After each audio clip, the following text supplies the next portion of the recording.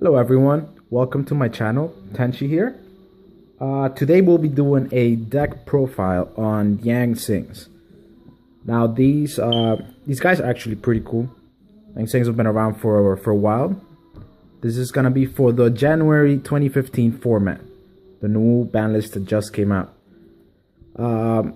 First of all, I've been playing these guys for quite a bit since they came out from Duelist Alliance, and I believe that these are overlooked. It's definitely an overlooked archetype. It's a synchro summon based archetype, and it's overshadowed a lot from basically the big three, the trifecta of the meta at the current point. That being Burning Abyss, Shaddolls, and what else is crazy out there? Cliffords. But yeah, these guys have their own ways of dealing with all of these people, and let's go ahead and get started. Alright, so right off the bat we got 3 Suwani. This guy is 19 beater. He is basically your main beater of the deck. Whenever you perform a synchro summon, he gives 500 life points, attack points to that synchro. So you'll be relying on this guy a lot. So 3 of him.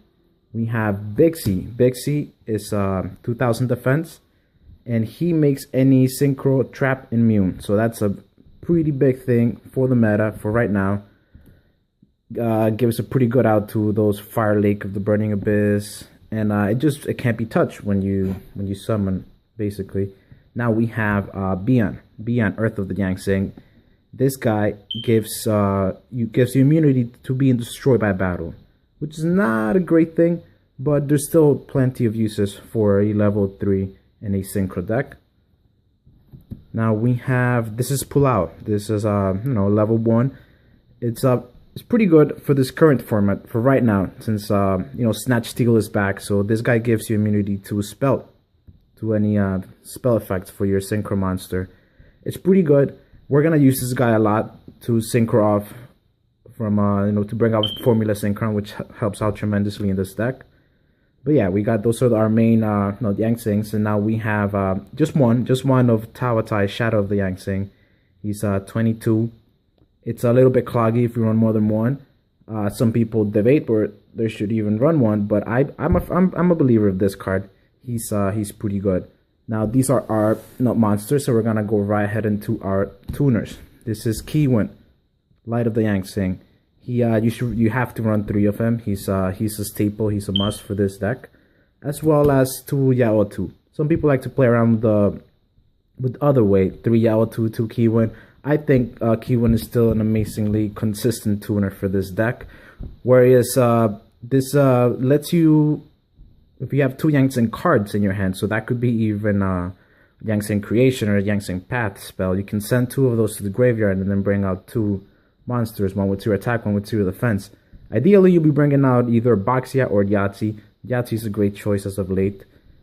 Cannot be targeted. Boxia if you want to spin the field and return cards. But it's still a tricky plate. So I'm only running 1 of him. And then we have 1 more tuner, which is Masked Chameleon. Masked Chameleon also sets up your Boxia plays or any level 8 synchro, or could be even a level 7. So he's pretty good. And now we have this guy right here, Knight Dracolic. I found that he works very well for this deck. Gives you now a 1-out answer to many of the current metagame right now, really. And he should dole out there. Any card that's been special summoned from the extra deck, this turns into defense mode and lowers that defense to 0, to whatever its original defense was. So you can just quickly attack over any potential threat. So this guy's pretty good. We'll keep it at 1. So that's our Yang Sings for the deck, our monsters. Now for spells, we're going with 2 Yang Sing Path. We're going with 2. We're not going with 3 because I find that it could be cloggy at times. So, and we have some more draw power for this deck, which is Spot of Duality. Very good. Just turns. The thing about Yang Sings is that sometimes it could be a bit defensive. So this doesn't hurt the deck that much. Not being able to special summon for that turn, you'll basically just set and just start off your plays. Hopefully, get some better cards. But since this is the current meta, we have two Dark Holes. Such an amazing card for this deck. It works great with the Yang Tsings to destroy them. They get their own effects. You plus, your opponent goes minus. It's essentially what you should be looking forward to doing in this deck. 1 Snatch Steal because it's back. 2 MST. Clifford's is a thing. It's just very good to have MSTs in the deck. I'm thinking about bumping this up to 3. I have one in my side deck for times where I feel like I need to bump it up to 3. But for now, we're doing 2. We have 1 Soul Charge, wins a lot of games. Soul Charge is a magnificent card. It's excellent. For the Yang Tsing especially, bring back a whole bunch and just synchro off from there. 1 Mind Control because this is a synchro deck. And we have Thunder Crash. This is our last spell. Thunder Crash is a card that I have tested. And it's basically another Dark Hole, except it's going to be dealing damage to your opponent for the number of monsters you destroy with this effect, which is still a very good way to start plays. So that's our spells.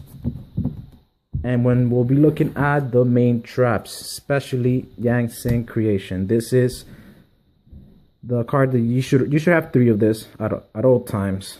I don't think I've ever run a version of this deck without 3 Yang Tsing Creations. This is what's gonna start off all your plays and gonna benefit you a lot from all the destruction traps and spells that we have in this deck. With that being said, 2 Vanities, too strong in the current meta. Some people might say that it hurts this deck a little, but just the control of having that activating this at the right time will save you from facing some horrible situations. But we have the 1-ups, Bottomless, Compulsory, Torrential Tribute, very good for this deck, and 1 Solemn Warning. So there you have it, guys. That is our main deck of Yang Tsings. Now let's move on to the extra deck. Now this has been what I changed the most, I would say, about this version of the deck. I'm running 2 Formula Synchrons. Very easy to make with a Pulau and a Kiwin. Whenever you need just some extra cards in your hand, it's very good to bring out, and it's still a tuner, so you can use this to perform another Synchro Summon if you can during that turn. So we have our 2 Formula Synchrons. I have this little guy, Phonon Pulse Dragon. I'm testing this right now. I feel like his effect is very good. It's another Synchro tuner, and you can declare level from 1 to 3. And he becomes of that level. He becomes that level when he's summoned. So it works with you, and for whichever cards you have on the field, you can control the level, and then synchro summon off of there. Now for another level 4, we have Herald of the Arc Light. This is very good against Shadows, Burning Abyss. Anytime an effect that is activated, you can just stop it with this. This is a pretty good card. Now, of course, we have an Armadis. Excellent card against Shadows. It's basically against anything. And if you make this invincible, immune to traps, and it's just a very good card. Now, for our level 6s, we have Goyu Guardian and Vulcan the Divine. Both are very good cards. I'm thinking of maybe bumping 2 Vulcans up to, and maybe taking out a Goyu. But as of right now, this is pretty good. Vulcan is a card that is very good for this deck, because you can return a face-up creation that you have set, bring him out, and just pop a card in your opponent's side of the field, and you haven't lost anything. You can just set that card right back down. So he's very good. Black Rose Dragon. Don't go into this that much as of late, because we have some other very good options that are level 7 as well. But whenever you need to blow up the field, Black Rose Dragon works actually very well with the Yang Tsings. And now we have the boss of the deck. This is Yahtzee. It is very good card. It cannot be targeted by your opponent's card effects, and sometimes that wins games. If you make this immune to traps, and also make a nab with Pulau, so you'll be immune to spells and traps. It's just really unstoppable. And then it also has the effect that you can destroy Yang Tsing control on your side of the field and special summon another one. So it's a very good effect, considering you have creation around the fields. And then we have 2 Baxias. Baxia will let you return up to 3 cards on your opponent's side of the field and shuffle them into the deck. So this is essentially what you want to start bringing out. I've had Mistworm in this deck as well, but I find that just 2 boxes is enough. So with that extra spot, I have a Crimson Blader that I think is a very good thing against dolls, against anything really.